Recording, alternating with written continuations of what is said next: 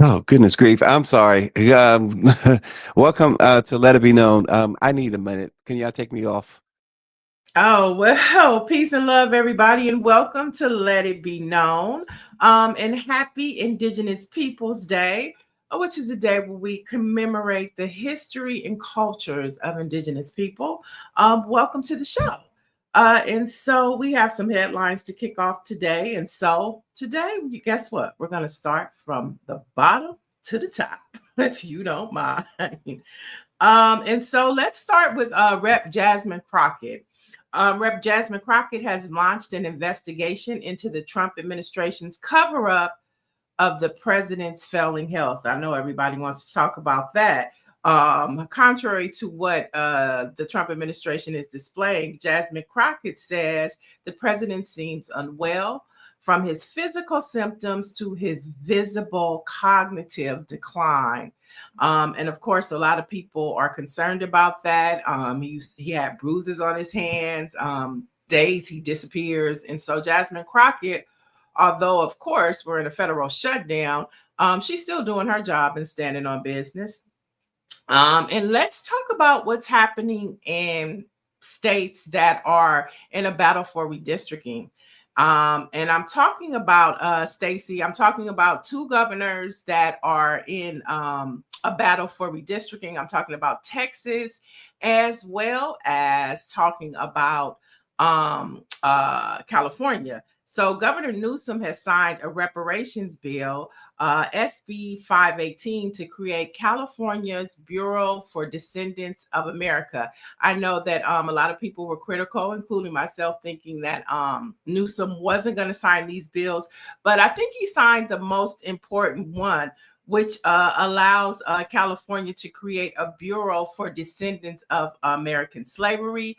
And Camilla Moore, who's the former chair of the California Task Force, who we had on the show, called it an historic moment for California and its descendants. Yeah, we have been, and kudos to you because you've been talking a lot about reparations and out of California, and you've brought in a few of these, a number of these folks who are on the front lines of this, and there was a lot of questions as to whether the governor would even consider signing it. Even mentioned it last week. We talked about it that because of his presidential aspirations, he may not sign any bills like this, but Mhm. you have to He give did. him credit for this. That's a bold Yeah. move and a bold time. Sometimes you want to be wrong, and this is the time I'm glad I'm wrong. Right there in that picture, you have Lola Smallwood Cuevas, who we've had on the show, Laura Richardson, and of course, Akila Weber, who is the chair of the Black Caucus for California. And so it's a great day for Black Californians. But I think it's a contrast as you look at, Prop 50 and us trying to battle Texas. And then when we head to Texas to find out that petty Texas Governor Abbott declares rainbow sidewalks are a safety threat, Stacy, and he's ordering the removal of all of the rainbow Oh, sidewalks in Texas. we have talked about so many times how the rise of Trump has given emboldened people in their racism and their bigotry. And this is people just being they are really showing their true colors. um Governor Abbott is a disgrace, just a disgraceful human being. How in the world does a sidewalk, just like Black Lives Matter Plaza, how does that affect anything in a negative way? The only way that could be negative if you are bigots or racists, or I guess they're the same. Yeah, for sure, for sure. I think we could pivot now to our you threw an audible, and so Yeah, I'm I so caught sorry, it. folks. I just found out some horrible news in a text message, and I just had to gather myself for a moment. One of my favorite cousins suddenly died of a heart attack moments ago, Hmm. and I had to just No, take your get a time. grip for a second. Yeah. I shouldn't have been looking at texts, but sometimes we text each other during the show. The three of us, Greer and Niele and I. So I'm thinking I better check my text. Yeah, well, So prayers to that's your family yeah, for sure, for sure. So yeah, we'll get absolutely. minutes to gather it together, and let's Yeah. go Oh, to I'm our ready. producer's I'm pick. ready. Well, Yeah, let's go to let's our go to our producer's producer. pick, and then Yes. we'll start from the top. Yes. Believe something unless a white person says it. So let me let you hear a white person say it. So she was not only overwhelmingly leading in the early vote, but in predominantly black precincts, they were coming back early with her doing well enough to maintain and win. Correct. She basically received about 30% of the black vote, and in more progressive white areas as well as more conservative areas such as Lakeview, she was pulling about 80%. If 30% of black voters voted for Helena Moreno, that means that 70% of black voters did not want Helena Moreno to be the mayor of New Orleans. 80% of white voters voted for Helena Moreno. Let me play the clip one more time. And in more progressive white areas as well as more conservative areas such as Lakeview, she was pulling about 80%. So in other words, That's the folks by the lake and the folks uptown. So 80% of white voters were in tribal mentality supporting Helena Moreno. Now, here's the deal. I don't believe that all of the white voters who voted for Helena Moreno are racist. I don't believe that all of the white voters who voted for Helena Moreno don't believe that black leadership could lead the city of New Orleans. But I do believe that the racists who are voters in New Orleans did vote for Helena Moreno. And I do believe that those who don't want black leadership in New Orleans believe that she was the best choice for them. And so the question to the 30% of black voters who align themselves against the 70% of black voters is, why do you feel so comfortable aligned with groups of people who have no problem being aligned against you? Well, this is what RNG's been talking about this morning as well. Louisiana is in trouble, Niele. I mean, America is in trouble. Yeah, that's America is in no trouble. truer words. And I think that, as much as we, talk about what's happening, with this horrible Trump administration, I think Gary Chambers is pointing out internal conversation that us black folks need to have with each other. I like when he brought up the word tribal, because white folks are moving, basically taking a play out of our playbook, right? Hmm. How we used to move together, we understood the assignment, and we see they're taking a play out of our book, and we are not using our playbook. Yeah, 100%. And to see this go on, and it makes it harder to see this go on in the era of a Trump clan, as you say, because it is a clan. It is. And so it makes it even more difficult to swallow. And New Orleans has been through so much. The city of New Orleans has been through so much. And now, Right. I can't disagree with what RNG says. It's going to become, it is becoming an apartheid-like city. You have the city council. That's as he says, it's white, liberal, and conservative. So how do you be liberal and conservative? That's the other part of it. But But I think that's like a lot of black people. A lot of black people yeah, are consider themselves liberal, but they're very conservative. very conservative. You're absolutely right. Very conservative. That's And so I'll true. say I'll say we are very conservative, but we're also liberal too, Mm-hmm. and so I think it's the same. And I'm not mad at white leadership. I just want a leadership that has equity and equality in it. I don't know much about this woman, but I know that there are a lot of HBCUs. You have Dillard, you have, I think one more. Orangey, help me out with the HBCUs in New Orleans. Xavier, you have Dillard, Mm-hmm. Xavier, and maybe one or two more. You have the Bayou Classic. You have the Essence Festival. So there are a Mm-hmm. lot of black events, and a lot of black organizations have their conferences there, and so it'll be interesting to see if she tries to tamper with or embrace the black culture that New Orleans is known for. Yeah, yeah, we will see. Yeah, Xavier Dillard in Southern University, he says. New Orleans, Uh, okay. Mhm. Folks, it's moving on to this. Ben Crump, he has been hired. He and Harry Daniels to represent Erica McGriff, who is the unarmed Jacksonville mother who was violently arrested. Many of you may have seen that video in front of her daughter by a police officer outside of her daughter's school. the IDEA charter school is the school. In a recently released video footage, the officer can be seen punching her, throwing her to the ground, pinning her by her neck with his knee, and yanking her hair as she cries out in pain. This was just one of the most horrific videos that we've seen lately, and this officer, there's no justification for what that officer did. No, there's no justification for what ICE police departments are doing, but they're becoming more emboldened because you don't have that police reform accountability factor anymore, Yep. holding police accountable.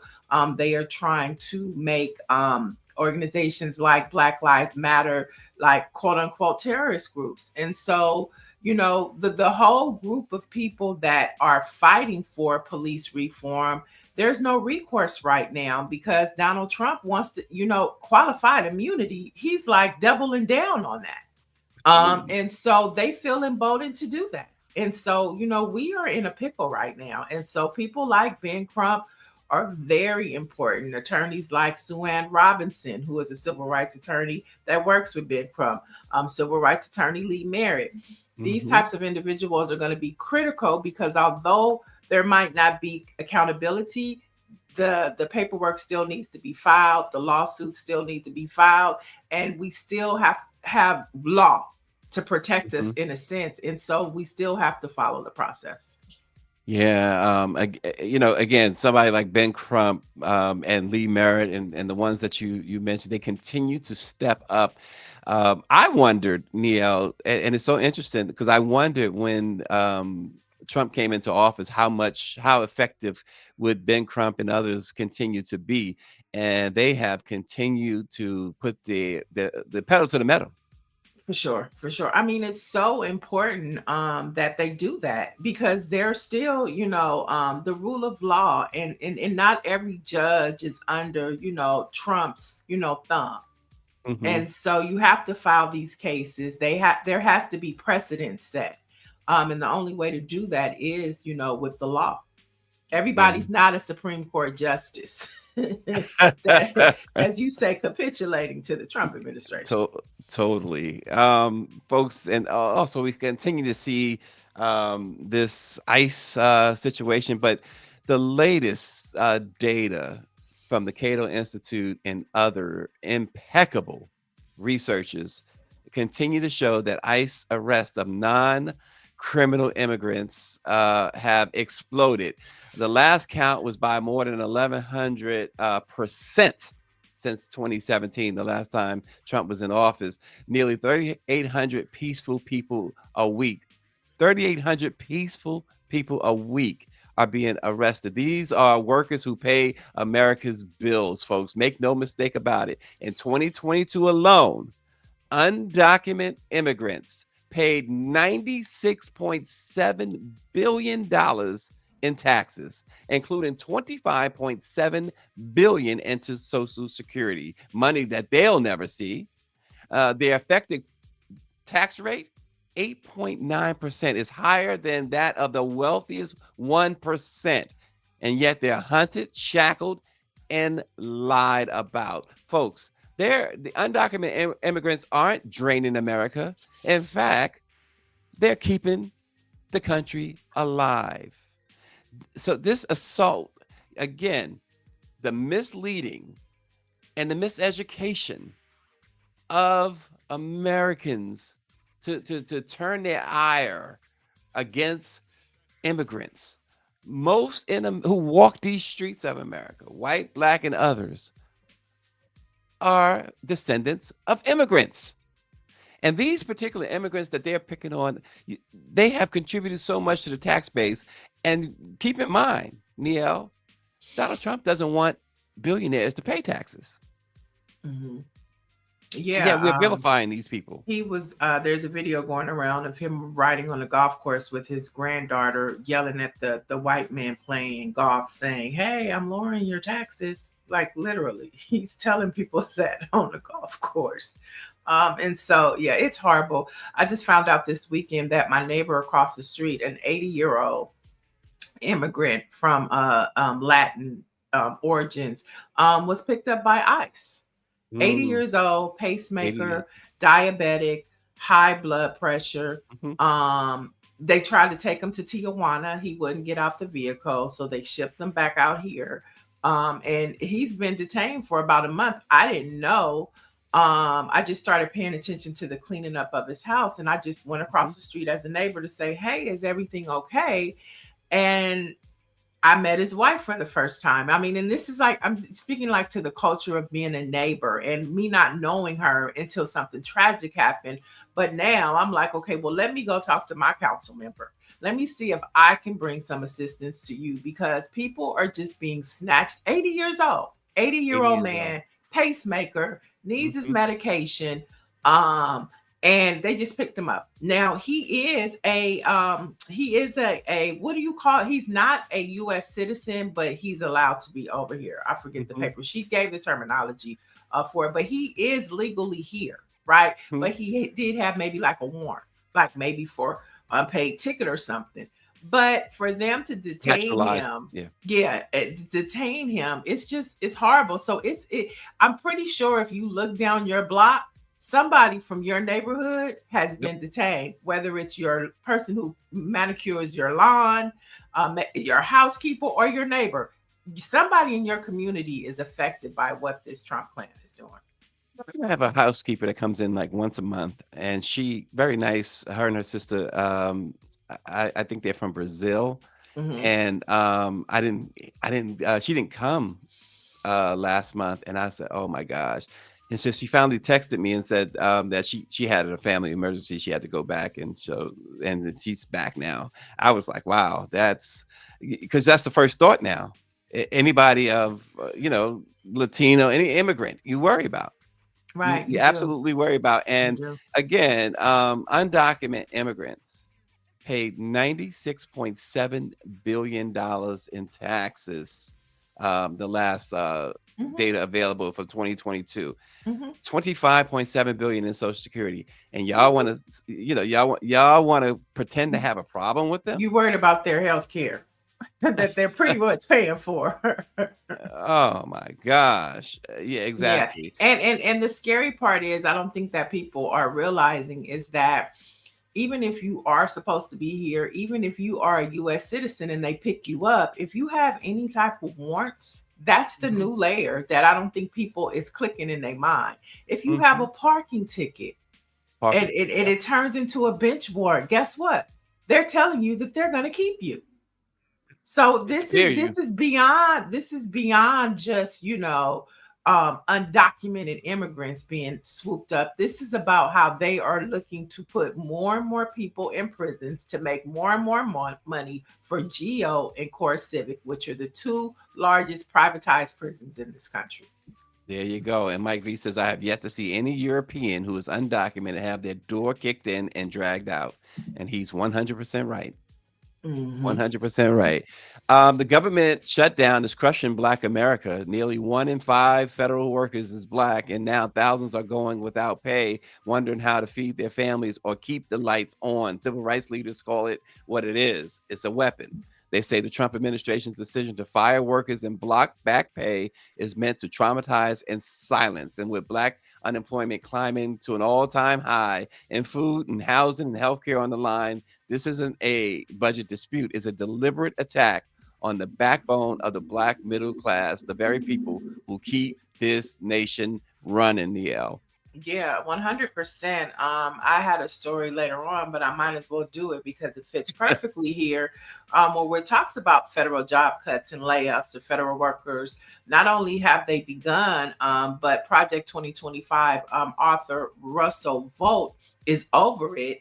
And he's saying that he's keeping true to his promise to slash the size of government during the shutdown. Now, in a court filing late Friday, lawyers for the government wrote that an estimated 4,200 employees across at least 7 agencies began receiving reduction in force, also known as RIF notices, as of Friday. So we're looking at right now a phase of 4,200. So when we think about the government shutdown, really the Trump administration wanted this so that they could cut jobs. This is a way Yeah. for them, while the government is shut down, for them to just go slash internal revenue, Department of Education, Department of Health, the EPA, HUD, slash, slash, slash.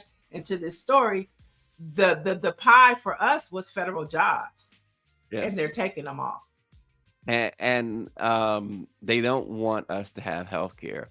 And for anybody to say that this is warranted, then you less than human. It's just Hmm. everybody deserves health care, Yeah, um, yeah, for sure. affordable health care. Hmm. So, um, and this is taking jobs, taking health care. What else? What else do you want from your master Trump?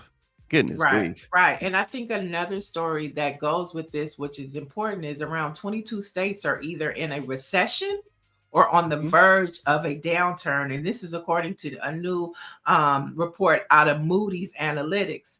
Now, Mark Zandi, chief economist at Moody's Analytics, said the state's problems stem from a mix of a slowdown in immigration, which we were just talking about, increasing tariffs, and federal job cuts. So all of this is pushing towards a recession, and we're already there in 22 states. And speaking of tariffs, thousands of packages are piling up at UPS hubs because officials said they can't clear customs because of the administration's restrictive and punitive tariffs that Trump has levied. Now, it has been reported that UPS has begun discarding packages because they can't deliver them because of the tariffs. Hmm. So if you order anything from overseas, that comes from overseas, and that UPS or even FedEx for that matter, you're probably not going to get it. It's going to be destroyed. No, don't say destroyed. Just say delayed. No, they're saying that they begin to discard they have now began discarding these packages. UPS has began discarding the packages. So, yeah, I would love to say delayed, Niele. I mean, and you have this morning when I wake up, I'm looking at this circus of, Trump in Israel with Ivanka and Jared and Mhm. Netanyahu licking his boots and applauding. And I am glad that it was true. Some of the hostages have been exchanged. Not all of them, but some of them. Israel has released some, Mhm. Hamas has released some, but the pomp and circumstance and the performance and Donald Trump, I mean, it is just ridiculous. And while all of the news media is focused on that, all of these stories that we're talking about is being ignored. American people are suffering, and nobody cares. White folks don't care. Yeah, exactly. And speaking of which, Trump continues his assault on black women, which should make any black man uh s- uneasy with Donald Trump, to say the least. Should be angry, really, with Mhm. how this guy continues his assault on black women. Everyone should be um everyone should be concerned. He claimed the other day, by the way, and his quote was, "Beautiful black women were begging him." This is his to come to Chicago. Um, There are some th- black women who are. I but know that's who his. he's talking Isn't about. that is his wettest dream, to have a beautiful black woman beg him for anything. I mean, give me a break. Yeah, there's Um, Danny right there. There she is. That's who he's talking about. He's talking about Danny. He's talking about Zoe Lee. And they're proud of it. Okay? They are proud to be yeah, Trump's beautiful black women. Okay, right. Who said they that were don't beautiful? offend Trump. them. But it's a lie that weaponized race and gender to mask a long record of cruelty and contempt. It was a performance designed to seduce the uninformed and comfort those willing to excuse his open assault on the people he pretends to praise. For any black person, minority or woman, defending this, the problem is not confusion, it is complicity. To defend this man after what he has done and continues to do is to stand shoulder to shoulder with the oppressor. I said oppressor because it's pressure too. Those who call themselves foundational Black Americans yet pledge loyalty to him are not champions of their people. They are what Malcolm X warned about, the house Negroes who mistake proximity to power for freedom. And that betrayal was cemented the day the NABJ, I should say, gave Trump a stage, handed him a microphone that he used to spread his contempt and racism and his hostility toward Black women. His so-called admiration for beautiful Black women is nothing more than the cover story for an agenda that systemically undermines them. Well, I mean, he was talking about people who really do believe that they're his big Black beautiful women, and they are proud of it. And so you have to leave it there. Lydia Mathis, yes, it's ZOELEIGH. She has a huge following on TikTok, and she does have legitimate gripes with the city of Chicago. Now, I wouldn't go as far as to support Trump. But I mean, I think that on a larger scale, there is an issue with Black Americans and just the system in general, Democrat or Republican. And I think that that's where Trump is winning, is because they have no other place to go. And he's found a way to give them like a little doggy snack. And they're happy with it. But the bigger issue is, I don't think that what democracy is in this country is beneficial for Black people. And there's a lot of Black people who feel it, and they're done with both parties. Or they feel like, Donald Trump isn't doing that bad. I'm not suffering that bad. And until they feel it, they're going to continue to, side with Trump. So I think this country has a bigger issue than these two women right here. And basically they're getting what they're seeking. They're getting attention. They're getting some Scooby snacks from Trump. And so, I mean, it's working for them. It's working for them. Yeah, I would say they're allowed in the big house, but remember when Homegirl went to the White House, they arrested her before she Zoe, could get in yeah, there. she did. But she didn't. But the funny thing is, she didn't blame Trump. She blamed them. She blamed the Klan. She didn't blame Trump. She blamed the Klan. Right. Oh, you can't talk against Massa. You can't talk against Massa. 100%. We got a clip we want to play. People are wondering why ICE is in Black neighborhoods in Chicago. J. Maul Green, who's an activist who's on the ground in Chicago doing amazing work, expressed it very, very clearly. And he said something that I've been mentioning as well, which is that the reason ICE has to go to Black neighborhoods is because a year ago, the Black mayor of Chicago, for whatever reason, put migrants ahead of the Black community. They were putting migrants in Black neighborhoods, the neighborhoods that never asked for them. They were giving them resources Black people never got. They were giving them access to buildings that Black people used to use. And so people were livid about this and nobody listened. And then now Trump comes in, and Trump decides he's anti-illegal immigration. So he's going in and sending ICE to go where the migrants are. Well, the migrants are in the Black community. And then here hop along white liberals from the north side of Chicago who never invited migrants into their communities, who never wanted any parts of it. They don't want this next door to them. They don't want this in their neighborhood. They're speaking on behalf of Black people that live in that neighborhood and saying, we don't want ICE here. And look at what ICE is doing to Black people. Well, the question I would ask anybody who has an issue with this, Trump, ICE, all that, it's your prerogative. I don't judge you on this. But I'm going to ask you, have you talked to anybody who lives in those buildings? Have you spoken to anybody who is confused? I spoke to a lady who said, I'm confused because suddenly all these people from Venezuela were in the neighborhood and they had stuff that I couldn't even get. Have you talked to them? Or are you doing what the Democrats have done for a very long time? And I didn't vote Republican, but I didn't vote Democrat either. The Democrats for far too long, they patronize the Black community. You act like Black people are your children. You use Black people as your pets. You decide what to feed the dog, and you don't even ask the dog because you see the dog as a dog. And we're not dogs, we're human beings. There are people in that community who should be speaking for that community. If you do not live in Chicago, if you do not live in those neighborhoods, if you are nowhere around any of this activity, then you really are talking about something you don't know nothing about. and you are participating in the benign neglect that Dr. Claude Anderson writes about in Powernomics, where black people are always used as somebody's political pawn, but never get to be anybody's political beneficiary. When you never come around when black folks need anything, you ain't I think we get it.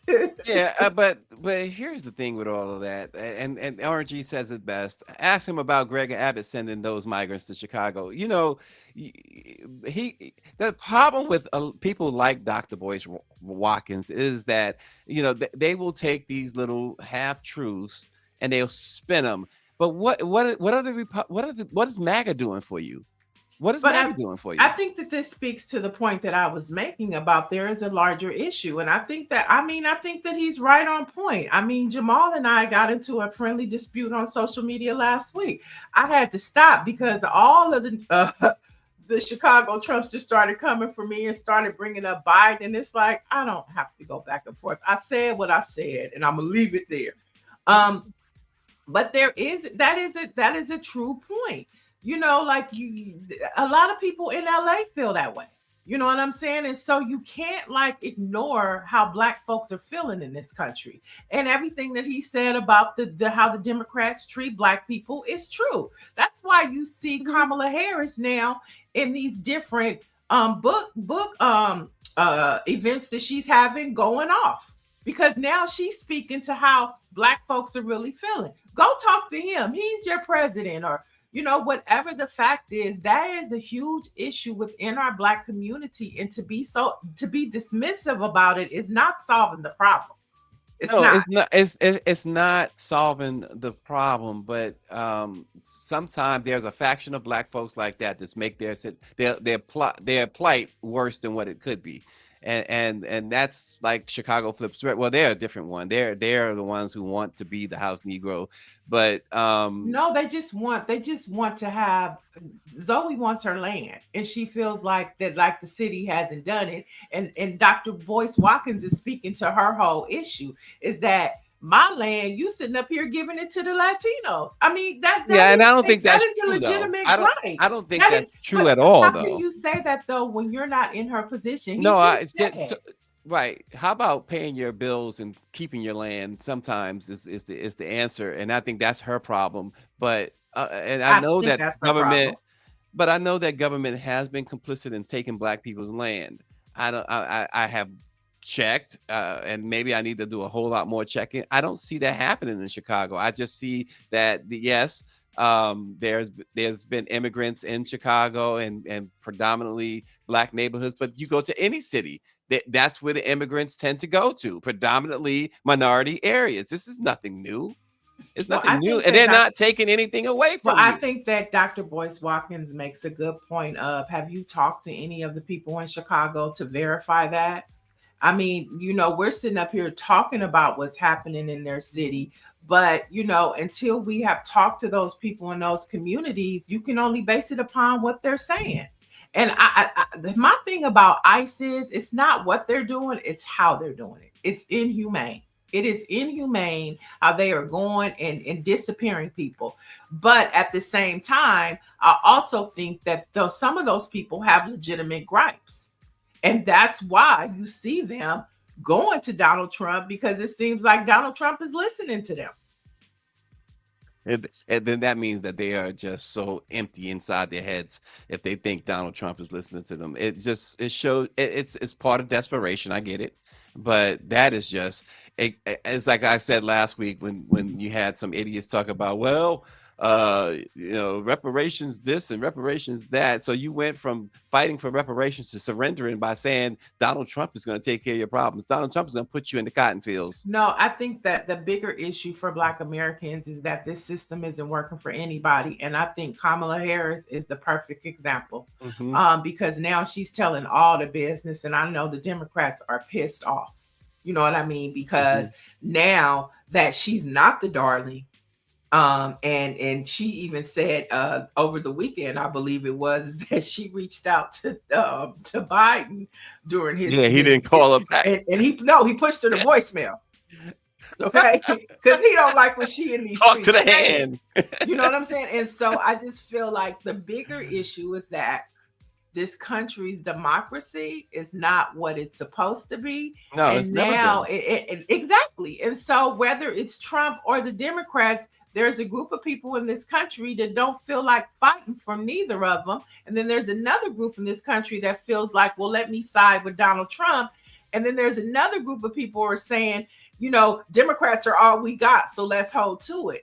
And that's why we're in the state that we're in right now as Black Yeah. people.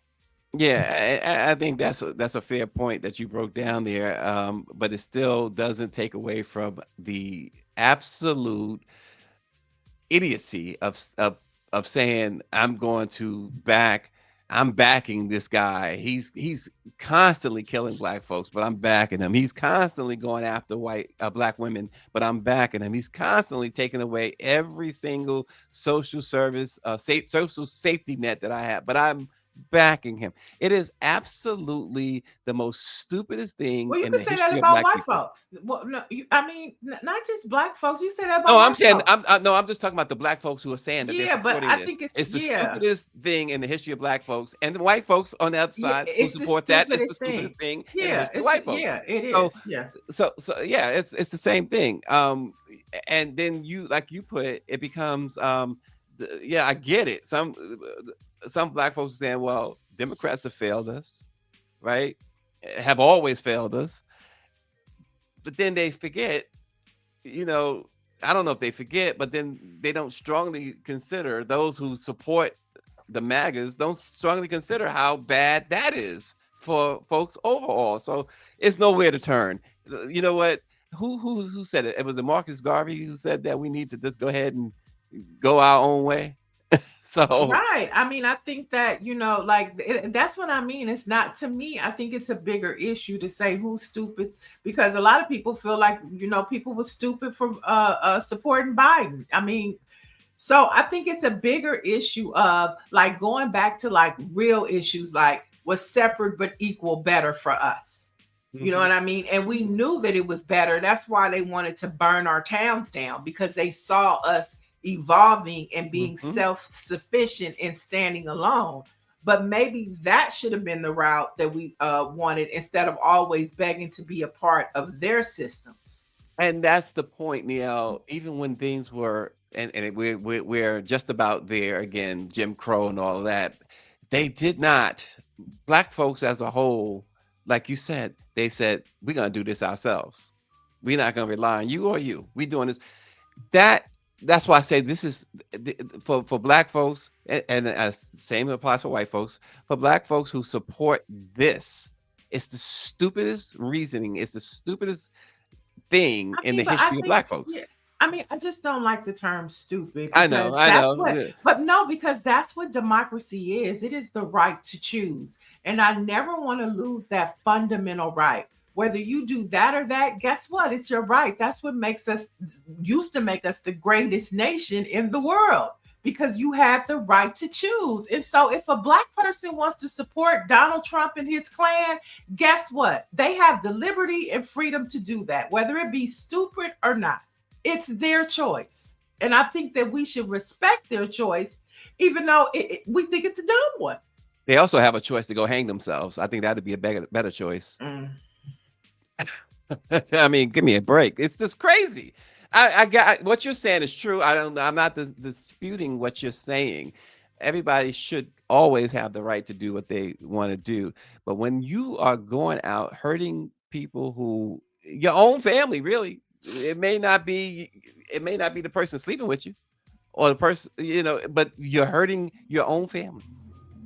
You're killing your own family. Then you're useless. You're useless. Well, I don't You're agree with useless. that. I don't agree with that. I don't agree with that. I don't think that they're useless. I just think that they made a bad decision.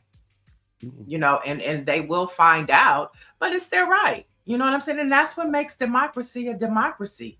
We don't have to agree and be on the same page. But you also said that the democracy has failed us.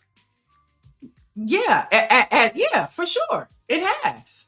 It has, but it's still functioning, but it's very weak right now. But I'm glad it's weak, because maybe we need to reimagine the whole damn thing. as Black people. That Mhm. that goes back to me saying maybe we should have been separate but equal. You know Mhm. what I'm saying? So those types of things. But for somebody to decide that they're going to vote Republican or Democrat, Mhm. that is their right to choose. And the minute that we start saying stuff like that, we sound just like Donald Trump. Whether you But agree or not, you sound just like Donald Trump saying, "I'm going to take money from Democratic cities because they're stupid and they're dumb." And that is an issue and a problem. but You're gonna take here's money from me because I'm a Democrat? Like, I mean, to me, it's like the same thing. and here's the thing, learning to love myself, right? The bigger issue that is that if this administration maintains power, Black people in this country are doomed. We will suffer the most. And these times we have two choices: democracy or dictatorship. Hmm. And so again, what you've been saying, I can't disagree, except for, like you said, they have two choices: Republican or Democrat. But in this case, it was not Republican or Democrat. It was MAGA or Democrat. It wasn't Republican or Democrat. Well, no, It MAGA was has taken slavery over. MAGA or has taken over democracy. Republicans. So same thing. MAGA, Trumpsters, Republican, they're all the same now. They're all the same now. They've become that, right?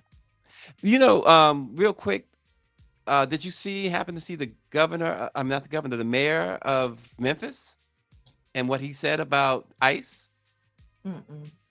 So he said that he was going to start emptying the jails, and he was going to hire more tow truck operators and get more people, get his police department ready, because if ICE comes there, he's planning on locking ICE up. Mm. He says they're not welcome, and the moment they break the law, um, they leave their car unattended. They don't park where they're supposed to park. He's towing their vehicles, and he's making enough space in the county jails for ICE. I said, "Wow, you talk about now. Let's see if he carries it out." But you talk about being bold. Right, This is a right. I Black mean, mayor too. right. He's taking a play out of Brandon Johnson's book, where Mhm. Brandon was, of Chicago, where he was lining up all of the trucks, the ICE trucks, to block them. You have people, protesters that are going to where ICE people are staying and pumping the horn all night. And so, yeah, so resistance happens on all levels. And that's part of democracy too, right? That's part of the process too. So I mean, I am not for Donald Trump or anything, but I am for people's First Amendment's right, the right to speech, and the right for you to vote for whoever you want to vote for.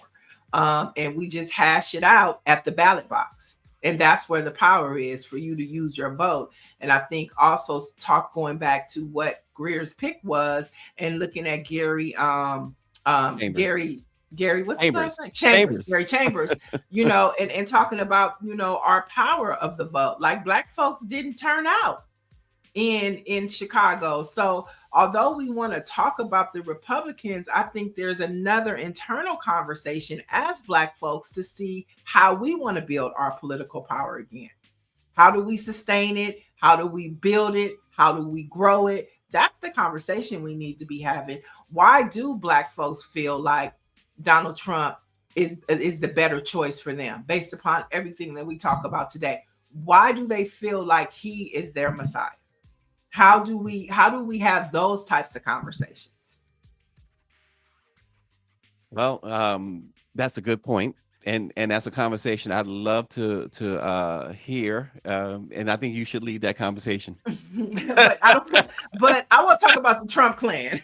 There's some more stuff, because these are, as mainstream media is talking about peace in the Middle East, we are having desperate situations happen here right in America. And let's start with the Trump clan has announced the Department of Education has wiped out special education. Just the entire office gone. Now, the agency cut nearly everyone who works to administer federal funding for the individuals with disabilities, and this falls under the Education Act.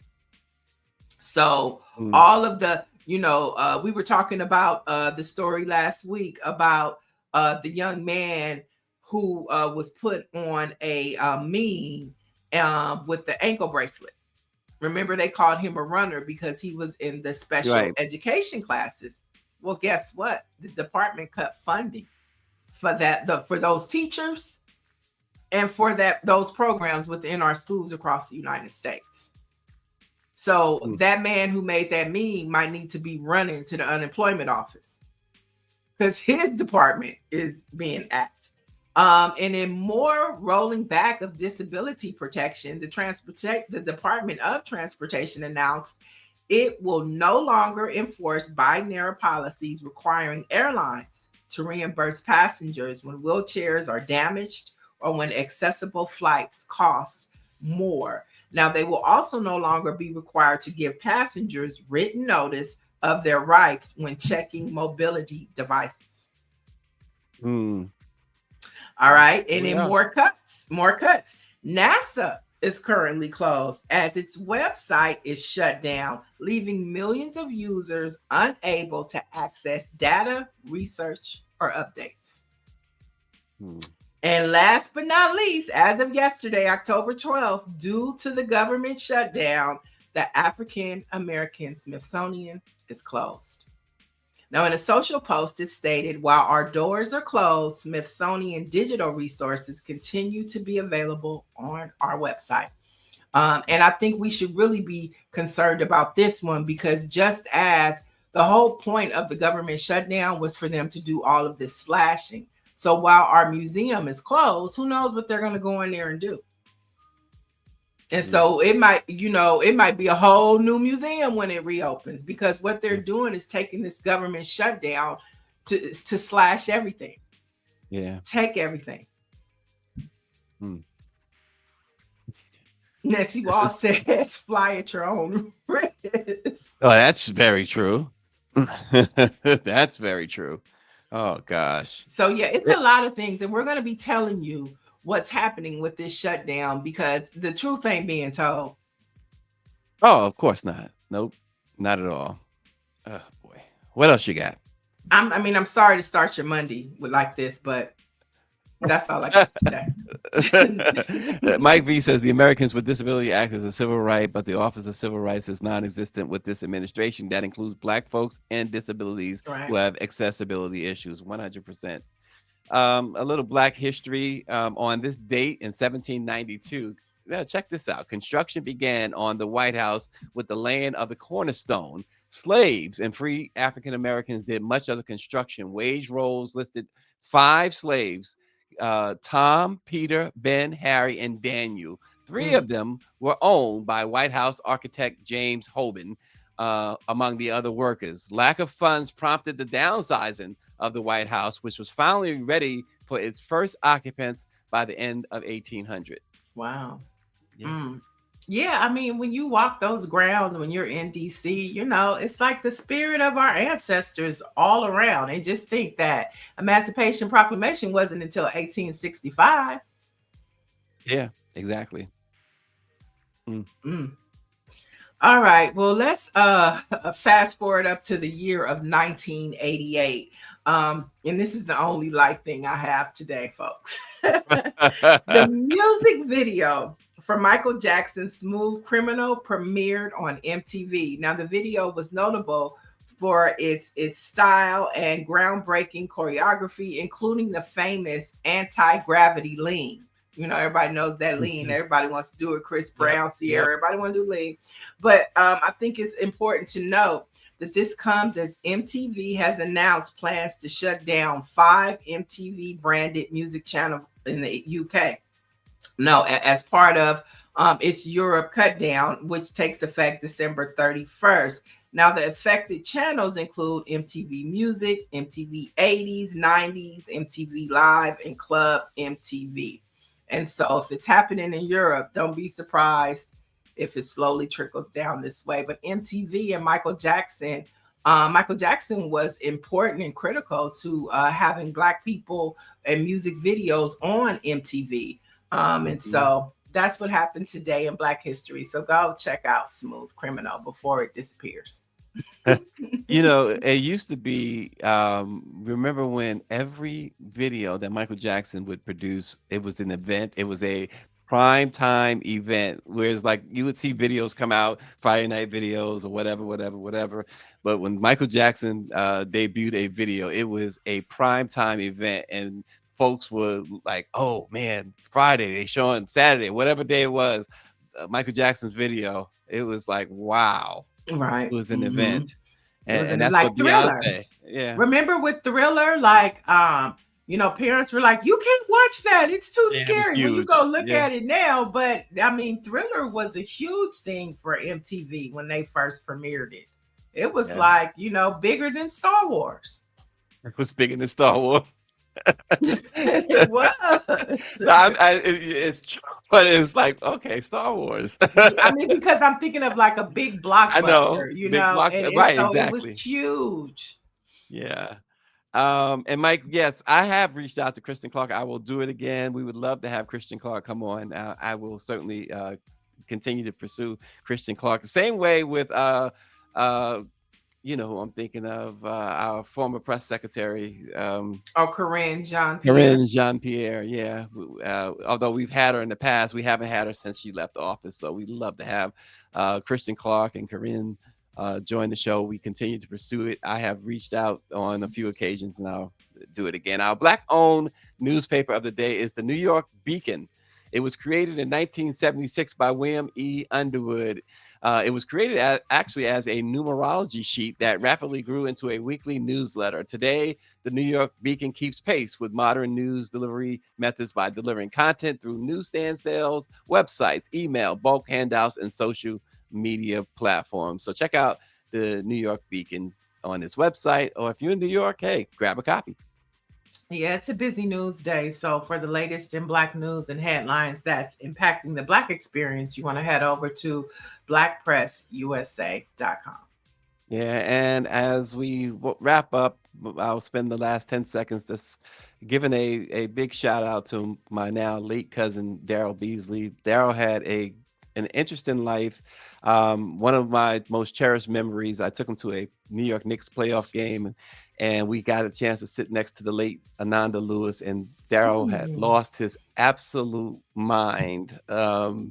With Ananda Lewis, and we had a ball. And she was such a gracious uh, woman that night because he was hitting on her to no end.